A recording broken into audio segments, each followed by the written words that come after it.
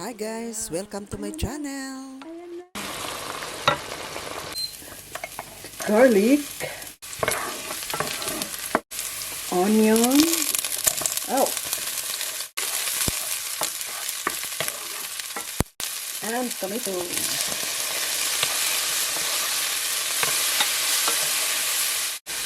Sunod ang kalabasa. Squash. Lagyan natin ng kunting tubig. Ayan. Cover lang. Ayan. Halo natin. Ito na ang talong. Tignan.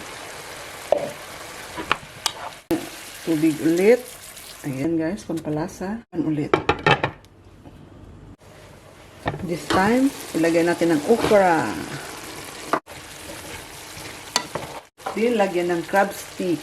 Ayan, crab stick guys. Lagyan natin ng liquid seasoning. Salt. Ground pepper.